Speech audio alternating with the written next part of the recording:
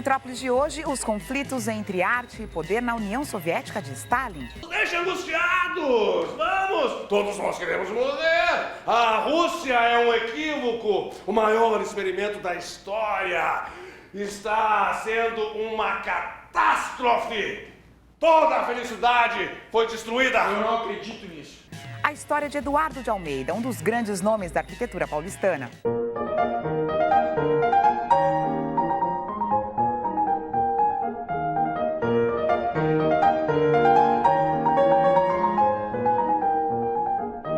E a nova mostra do artista plástico Paulo Klimachowska.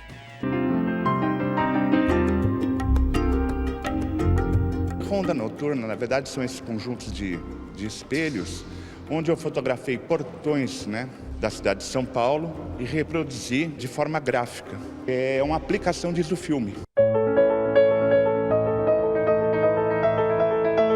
Bem-vindos ao Metrópolis.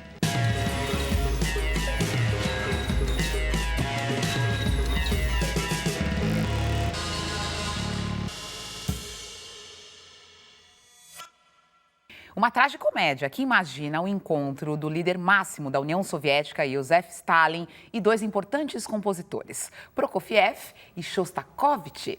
O ditador decide que juntos vão compor uma obra que vai mudar os rumos da nova música da Rússia, é claro, a partir dos interesses do Estado. O diretor do espetáculo Aula Magna com Stalin, William Pereira, e os atores Felipe Fogosi e Jairo Matos são nossos convidados. Mas antes da conversa, a gente mostra um trecho para vocês. Não sai disso, é sempre a mesma coisa, é uma bagunça. Cala a boca, seu porco ignorante.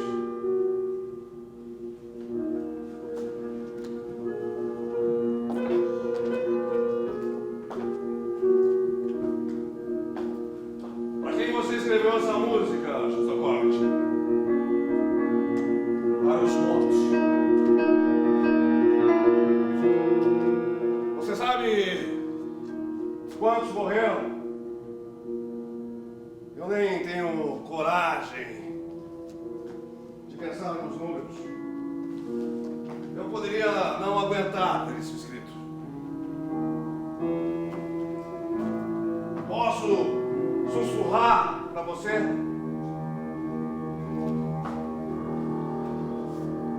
$20 milhões. Não contem pra ninguém, viram? 20 milhões.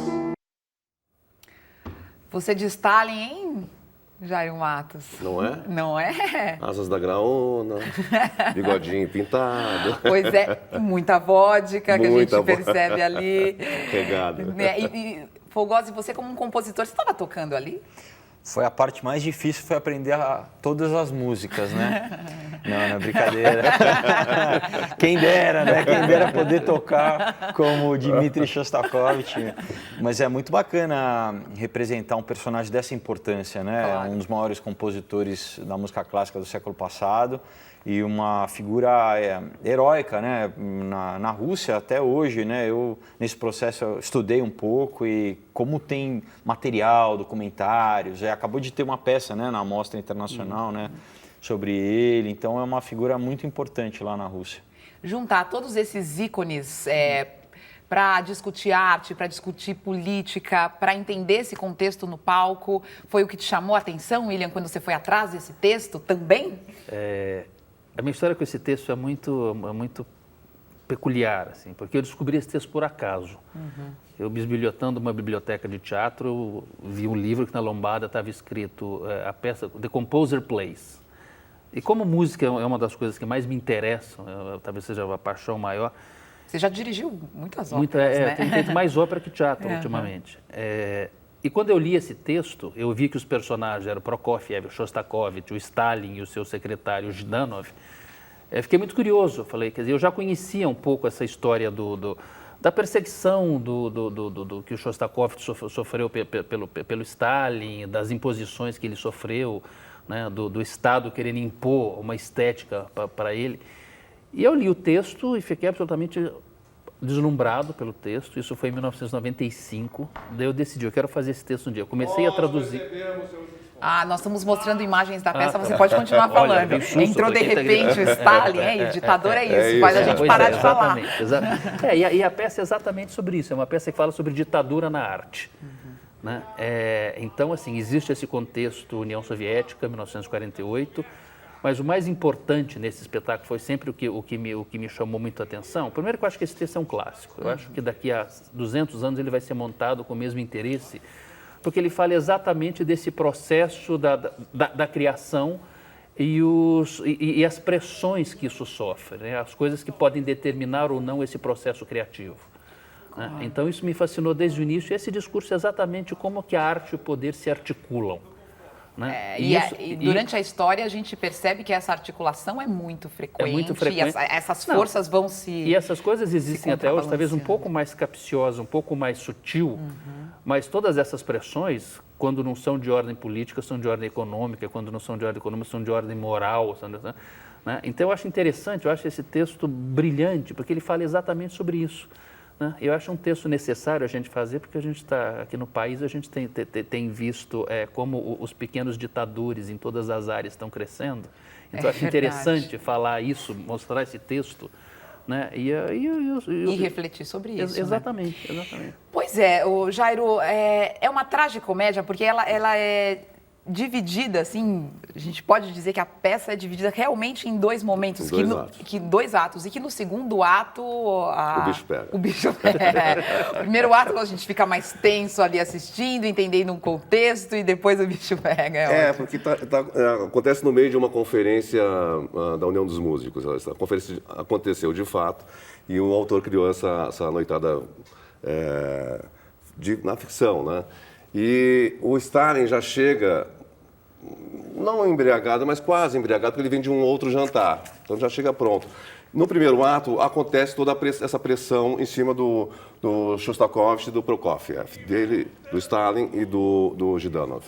No segundo ato, eles já estão completamente embriagados, ao ponto de ele se colocar no mesmo nível artístico de dois gênios e querer compor uma nova e definitiva música soviética. Né? E se a gente pensa que, e até lendo o material a respeito, se você pensa que muitas dessas conversas, que no texto é imaginário, mas que poderiam acontecer, isso beira o ridículo mesmo, beira a comédia mesmo. Muita coisa no texto é baseado no que se passou, né? Quer dizer, essa conferência realmente aconteceu. Da conferência, inclusive. Né? Esse decreto, né? Que era uma bula que os compositores tinham que seguir, existiu. Então, assim, ele parte de premissas reais para criar uma coisa imaginária, mas que não é distante da realidade, né? O David Pono, quando ele escreveu esse autor, o inglês contemporâneo, que é um autor brilhante, inédito no Brasil, ele teve acesso, que a gente consegue, você pesquisando, você consegue, às atas dessa conferência.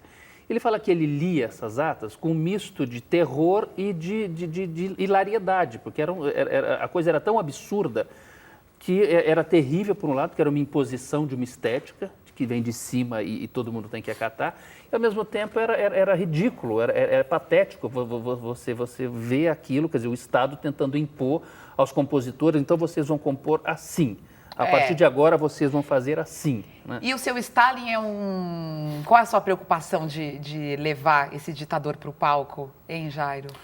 Bom, eu tenho me inspirado em todos os ditadores ali. E o caminho inicial, claro que eu tinha uma preocupação de aproximar com o verdadeiro, né? Mas aí no meio do caminho nós resolvemos que ele seria quase que um bufão. Não uma caricatura, mas pelo excesso de bebida, as circunstâncias todas levariam a isso, né? O que facilitou bem a vida, para te falar bem a verdade. Mas eu acho que isso aproxima mais do que seria um cara normal. Ele é terrível. Eu assisti um documentário logo no início do processo. Eu fiquei deprimido uns 2 dias. Eu falei, como é que vai fazer esse cara desse jeito, né? Entendi. Mas depois com esses coleguinhas que são maravilhosos, a direção muito cuidadosa do William, a gente chegou nessa conclusão e eu acho que foi a melhor escolha. Claro, e no final você está até cantando em Russo. Bêbado. Completamente. Bêbado em russo. O que é interessante com a figura do Stalin é que ele é tão bem construído que até a gente achar o tom correto desse homem, porque o discurso dele é muito, entre aspas, coerente. Coerente. Né? Então, dependendo da maneira que você fizesse aquilo, ele poderia virar um senhor bonachão. Claro. E é um grande papo, quer dizer, de maneira alguma você pode fazer um espetáculo sobre uma figura tão horrenda como foi o Stalin, e que ele possa causar o mínimo de simpatia. Mas, ao mesmo tempo, você não pode ser maniqueísta ao ponto de dividir o jogo entre mocinhos e bandidos. Os malvadões e os bonzinhos. É uma linha difícil mesmo. E o autor é genial porque ele consegue dar credibilidade nesse jogo e, por algum momento, você até pensa, nossa, isso que ele falou, existe uma lógica, existe um princípio para isso. Né? Agora, a gente, como artista, quer dizer, como encenador, como você vai grifar determinadas coisas? Colocar isso, Né? Então, tinha coisas que eu falava para o Jairo, a gente não pode, de maneira alguma, ceder a esse jogo melodramático que todo ditador tem, de tentar ganhar as pessoas pelo lado emocional. Não é à toa que eles viram ídolos populares, eles viram grandes coisas, porque assim, eles têm um lado de sedução que é muito grande. Claro. O Felipe, você já falou um pouco do desafio de fazer esse personagem, de fazer um compositor, né, tão importante para a música, mas nessa montagem que tem esses dois atos e de que as coisas viram de uma forma assim, quase antagônica, como é que é isso para você? O que é interessante nisso tudo, hein? Bom, o meu personagem tem uma linearidade, de certa forma. Entendi. Talvez seja o que mais mantenha O pelo drama. terror, assim, né, que ele sofre, né? Quer dizer, pela característica pessoal dele, ele era um cara muito conflituado e, enfim, quase neurótico. Mas eu acho que isso é intrínseco da estrutura da peça, né? Quer dizer, nesse primeiro ato, né? Apesar que a gente fala que tem essa virada, mas o pessoal ri muito no primeiro, para nossa surpresa, né? Que a gente achou que o primeiro ato ia ser super só denso, mas não, as pessoas já riem, começam a rir porque não adianta, humor inglês, né? Um autor inglês, aquele, né, humor britânico já é um clichê falar, né? Mas é verdade, né? Então, humor inteligente, sarcástico, quase um humor negro, né? Então o pessoal já começa a rir. E no segundo ato é meio que a vingança dos compositores, quer dizer, eles sofrem essa pressão e quando o Stalin propõe para que eles componham, eles são os detentores do conhecimento. Claro. Aí eles meio que eles pegam eles para sambar, entendeu? Pegam o Stalin e o Digidão. Agora é minha vez. Exatamente. Mas com medo, porque em qualquer momento eles podem matar a gente. Né? Então, assim, então é uma brincadeira muito legal. Que ótimo, uma roleta russa, né? Quer dizer, então, assim, às vezes, né, as pessoas me perguntam, nossa, mas é muito... Aquela coisa, né? O pessoal vê nas mídias e tal, é muito sério, né? Pois porque né? tem um público que às vezes fica preocupado. Né, e eu sempre falo, não, claro, a gente tem o contexto histórico, social, né? Essa discussão da manutenção do poder, né? Da intervenção na arte, mas tem humor, né? Quer dizer, não tem como... O humor está presente em todo momento, então é muito divertido, assim, a gente se diverte bastante. Uma coisa ótima também do espetáculo, além da atuação de vocês, da sua iniciativa, é que os preços são populares. Muito populares. Isso é bom, hein, gente? É mais barato que o cinema. Olha isso, preços populares no Centro Cultural Banco do Brasil. Um teatro gostoso. Ótimo, de quarta a sexta. De a quarta a sexta. As pessoas podem aproveitar, tem uma exposição maravilhosa, que é a exposição Picasso e a Modernidade Espanhola. Pronto. Podem chegar mais cedo. Na última semana nós estaremos de quarta a domingo, não é isso? Excepcionalmente na última semana. Termina 5 de julho, bom lembrar. Então tem mais um mês e pouquinho. As pessoas podem comprar no site, né, com antecedência, né, através da internet. Tá, porque o teatro é pequeno, vale a pena mesmo dar comprar antes. E eu queria falar também de dois atores que não estão aqui, que são dois claro. atores geniais e brilhantes, que é o Carlos Palma, que faz o Prokofiev, que faz um trabalho lindo, tocante, que é um contraponto até com o Shostakovich. E o Luiz Damasceno, que faz o Zhdanov, que é o secretário do Stalin para assuntos de cultura. E, de certa forma, ele é o responsável, ele é o redator pela essa estética do realismo socialista que é imposto depois. Então, são dois atores brilhantes. Aliás, assim, é um quarteto afinadíssimo, né, que eu acho que o grande mérito do espetáculo é exatamente esse equilíbrio entre esses 4 atores. Né? Então, eu acho que isso é importante ser frisado. Pronto, a gente tem que ver. Muito obrigada pela presença de vocês. Obrigado. Obrigado Boa a sorte vocês. aí na temporada, gente. Obrigado, muito obrigado. E você tá aqui em São Paulo, vai passar o feriadão por aqui? Tem programa para o fim de semana? Então presta atenção que a gente vai mostrar para você uma agenda de eventos e eventos baratinhos, tá? Não vai pesar nada no bolso. Tem atrações de graça para todos os públicos. No Museu da Imagem e do Som, você pode fazer uma viagem ao passado. Mais precisamente 40 anos atrás, ao visitar a exposição Lambi Lambi, os fotógrafos de rua, na São Paulo dos anos 70. A mostra fica em cartaz até o dia 14.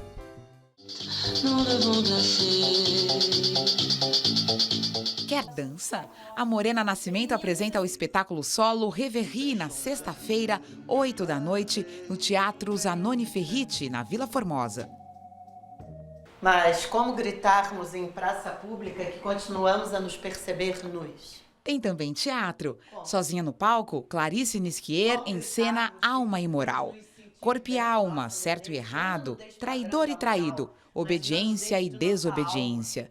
Questões que acompanham o ser humano. Sábado, 8 da noite, no Centro Cultural da Juventude, na Vila Nova Cachoeirinha. Fizemos a divisão dos trabalhos. Se você prefere música, tem Chorinho, no sábado, no Memorial da América Latina. O grupo Choro de Bola faz uma apresentação na Praça Cívica, ao lado do metrô Barra Funda, às 8 da noite. Domingo tem programa gratuito ao ar livre. O sopro e a percussão da banda Paralela vão passar pelo Parque do Piqueri, às 11 da manhã.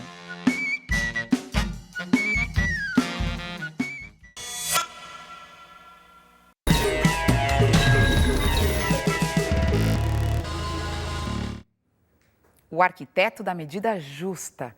Esse é o título do documentário sobre Eduardo de Almeida, que foi exibido pela primeira vez ontem na Biblioteca Brasiliana Gita e José Mindlin, na USP. O local é simbólico, já que o prédio é obra de Eduardo. Aliás, ele considera o projeto mais importante da vida.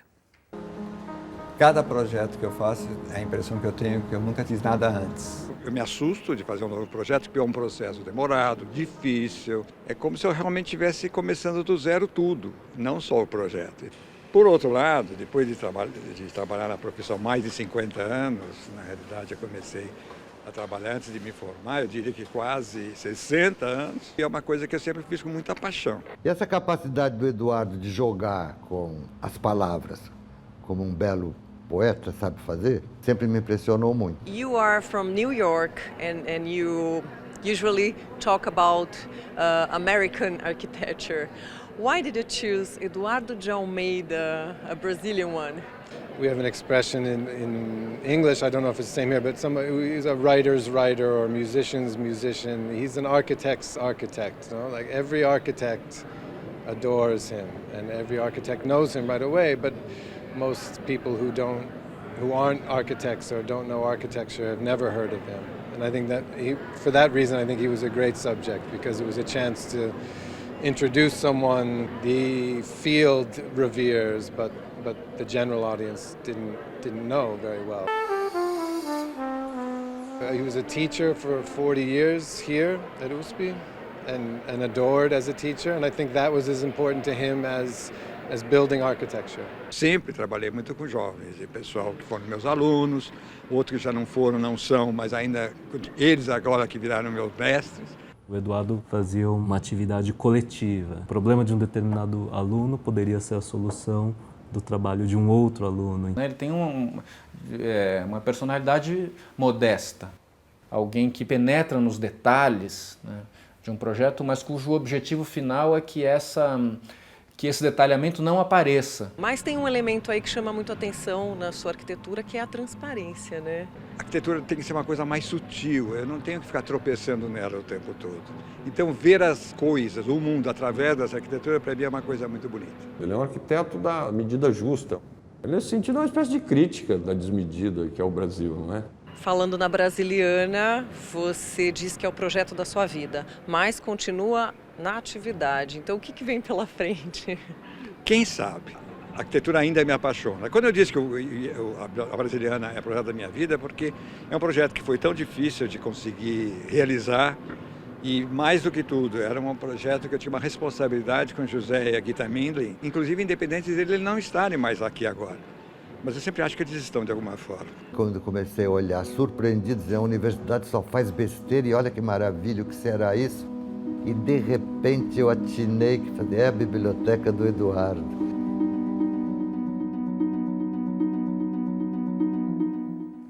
O filme sobre o Eduardo de Almeida ainda não tem data de estreia nos cinemas, mas eu prometo, tá? A gente vai ficar de olho e avisar vocês. Ronda Noturna é o nome de uma famosa pintura do holandês Rembrandt e foi este mesmo título que o artista plástico Paulo Klimaszewska escolheu para a nova mostra na Galeria Leme, em São Paulo.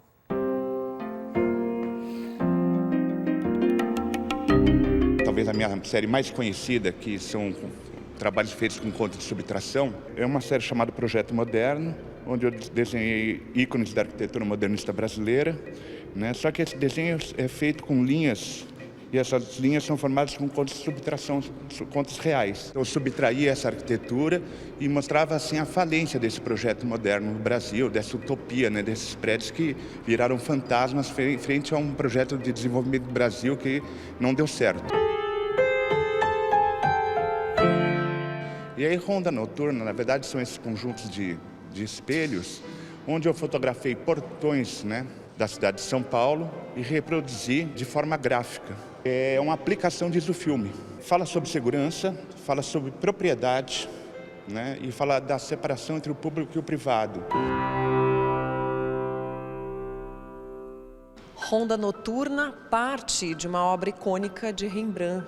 O Rembrandt, na verdade, ele foi contratado pela milícia de Amsterdã para pintar um quadro da guarda da milícia, né? E ele fez essa cena onde a milícia se prepara para fazer a vigilância e a ronda pela cidade. É a primeira obra de arte que trata de um estado policialesco.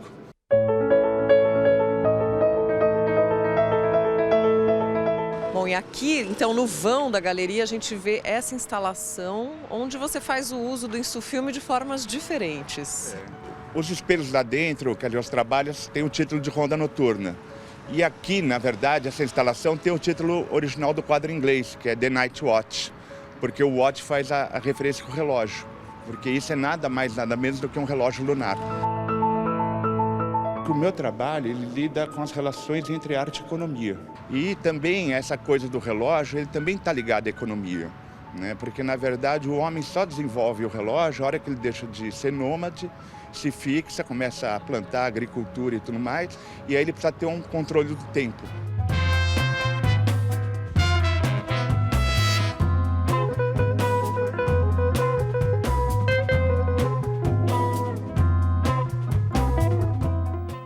Júlio Verne, um dos pais da literatura de aventura e ficção, e o Barão de Mauá, pioneiro da industrialização no Brasil, dois visionários, juntos em uma viagem pela floresta amazônica.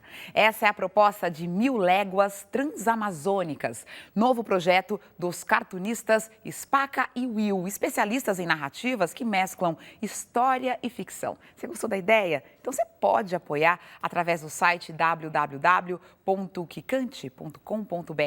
Os autores estão arrecadando fundos para tocar o projeto em frente.